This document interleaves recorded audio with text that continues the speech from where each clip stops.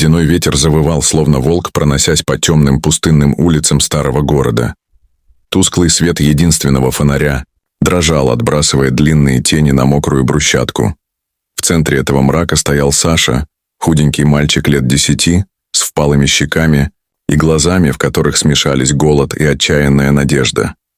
Его рваная куртка, слишком большая для его щуплого тела, трепыхалась на ветру, а дырявые ботинки пропускали холод, отчего пальцы ног онемели. Саша стучал в массивную деревянную дверь особняка, украшенную резными узорами, не подозревая, что за этими стенами скрывается не просто богатство, а глубокая, почти осязаемая скорбь. Голод терзал его уже 2 дня. Последний кусок черствого хлеба, найденный в мусорном баке, он отдал младшей сестре, Лене, которая ждала его в заброшенном сарае на окраине. Лена с ее тоненьким голоском и большими глазами была единственным, что держало Сашу в этом жестоком мире. «Держись, Леночка, я найду еду», — пообещал он, укутывая ее в старое одеяло перед тем, как отправиться в ночь. Теперь, стоя перед этим огромным домом, он чувствовал, как силы покидают его. Но сдаваться было нельзя. «Пожалуйста, откройте, мне нужна еда», — шептал он, стуча все сильнее, пока костяшки пальцев не начали соднить. Внутри особняка, в просторном зале, где хрустальная люстра отражала свет, словно звезды, сидел Виктор Павлович, миллионер, чье имя когда-то гремело на деловых приемах. Но сейчас он был лишь тенью себя. Его дорогой костюм был мятым, седые волосы растрепанные, а глаза, покрасневшие от слез, неотрывно смотрели на фотографию в серебряной рамке. На снимке улыбалась Анна, его жена, чья жизнь оборвалась год назад в тот черный день, унеся с собой свет из его души. Тишина дома была его убежищем, его наказанием. Он хотел, чтобы мир оставил его в покое, но этот настойчивый стук «бум, бум» ворвался в его одиночество, как дерзкий незваный гость. Виктор нахмурился, сжимая фотографию так, что пальцы побелели. «Кто посмел?» — подумал он, и в его груди вспыхнуло раздражение. Он привык, что его уединение неприкосновенно. Но что-то в этом стуке, слабом, но упрямом, задело его. Может, это была память о его собственном детстве, когда он, сирота, бродил по холодным улицам, моля о куске хлеба? Или это было что-то большее, словно судьба сама постучалась в его дверь? Виктор медленно встал, его шаги эхом отдавались в пустом доме, и направился к двери, еще не зная, что этот момент изменит все. Дверь особняка со скрипом отворилась, и Саша замер, словно маленький зверек перед неизвестностью. Холодный воздух ворвался в теплый вестибюль, а перед мальчиком выросла фигура Виктора Павловича. Высокий, с усталым, но строгим лицом. Он выглядел как человек, которого жизнь сломала, но не добила. Его дорогой костюм, некогда безупречный, висел на нем словно чужой, а в глазах, обрамленных темными кругами, тлела смесь раздражения и боли. «Чего тебе, мальчик?» Его голос был резким, как удар хлыста, но в нем дрожала нотка, которую Саша не мог понять. Мальчик сглотнул, чувствуя, как сердце колотится в груди. Его пальцы, замерзшие и грязные, сжались в кулаки. Он знал, что этот момент — его единственный шанс. Собрав все мужество, Саша выпалил: «Простите, господин, мне нужна еда. Для меня и сестры, мы голодные». Его голос дрожал, но глаза, большие и честные, смотрели прямо на Виктора, словно умоляя увидеть в них правду. Он подумал о Лене, о ее бледном личике, о том, как она кашляла в холодном сарае. «Только не прогоняйте», — мысленно молил он.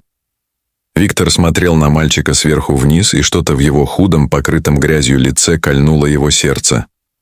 Этот ребенок напомнил ему о прошлом, о тех днях, когда он сам, сирота, стучался в чужие двери, надеясь на милость.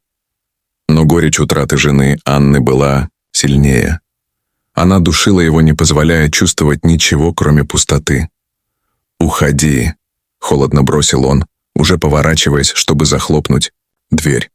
В отчаянии Саша шагнул вперед и крикнул: «Пожалуйста, Лена умрет без еды». Имя Лена ударило Виктора как молния. Так звали его дочь, погибшую вместе с Анной в той аварии. Он замер, рука на дверной ручке задрожала. Воспоминания нахлынули. Смех Лены, ее теплые объятия. Саша, не понимая, что произошло, смотрел на мужчину с надеждой. Тишина повисла тяжелым облаком.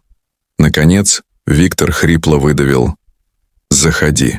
Дверь осталась открытой, и Саша, не веря своей удаче, шагнул в тепло дома, где запах еды уже манил его вперед. Саша, все еще дрожа от холода, вошел в огромную кухню, где запах горячего борща и свежеиспеченного хлеба окутал его, как теплое одеяло. Массивный деревянный стол, накрытый белоснежной скатертью, казался ему чем-то из сказки. Он замер, боясь, что это сон, и его прогонят. Старая Мария, прислуга с добрыми морщинистыми глазами, уже суетилась у плиты. Ее седые волосы были аккуратно собраны в пучок, а фартук пах ванилью и картошкой. «Садись, маленький», — мягко сказала она, ставя перед Сашей миску дымящегося борща, в котором плавали яркие кусочки свеклы и сметана. Саша, чей желудок сводило от голода, едва сдержался, чтобы не наброситься на еду. Он схватил ложку, и первый глоток обжег горло. Но это был самый вкусный жар, который он когда-либо чувствовал. Виктор, стоя в дверях, наблюдал за мальчиком, но его мысли были далеко. Он видел не Сашу, а свое прошлое. Голодного мальчишку, которым он сам когда-то был. Но боль утраты Анны, его жены и дочери Лены, словно цепи, держала его сердце.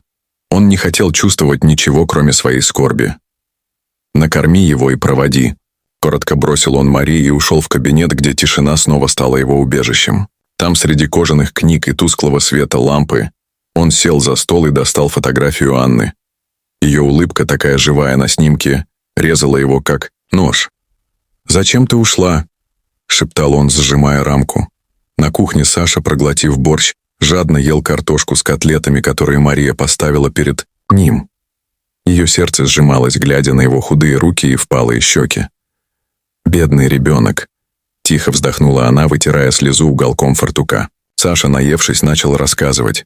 Его голос, сначала робкий, набирал силу. «Лена, моя сестра, она больна.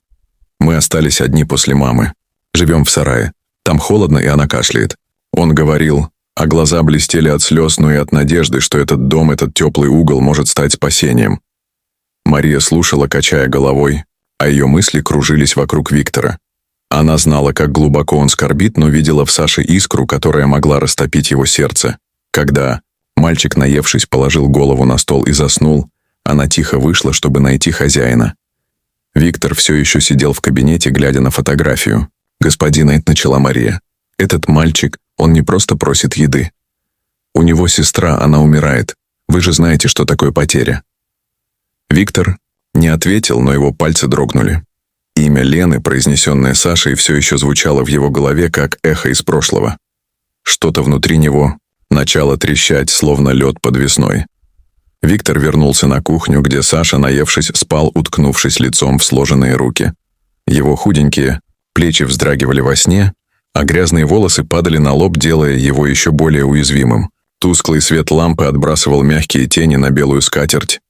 И в этой тишине Виктор вдруг почувствовал укол в сердце, что-то, чего он не ощущал с тех пор, как потерял Анну и Лену. Мария, стоя у плиты, тихо сказала: «Он говорил о сестре, господин. Лена больна. Они прячутся в сарае, боятся приюта. Они совсем одни». Ее голос дрожал, а глаза умоляли Виктора не отворачиваться. Эти слова «совсем одни» эхом отозвались в его душе, напомнив о его собственном сиротском детстве, о холодных ночах без надежды. Виктор сжал кулаки, борясь с собой. Он хотел вернуться в кабинет, к своей скорби, к тишине, где никто не тревожил его боль. Но имя Лены, произнесенное Сашей, горело в его памяти словно знак. «Разбуди его», — хрипло приказал он. Мария мягко потрясла Сашу за плечо. Мальчик вздрогнул, его глаза полные тревоги метнулись к Виктору. «Пойдем за твоей сестрой сейчас», — сказал Виктор, и в его голосе была стальная решимость, которой он сам не ожидал. Ночь была ледяной, ветер хлестал по лицу, как плеть. Виктор, Саша и шофер мчались через город в черном автомобиле, фары которого разрезали тьму. Саша, прижавшись к окну, шептал: «Только бы Лена была жива». Они остановились у заброшенного сарая, где доски скрипели под порывами ветра. Внутри, в углу на куче рваных тряпок, лежала Лена, маленькая, бледная, с лихорадочным румянцем на щеках. Ее слабый кашель разрывал сердце.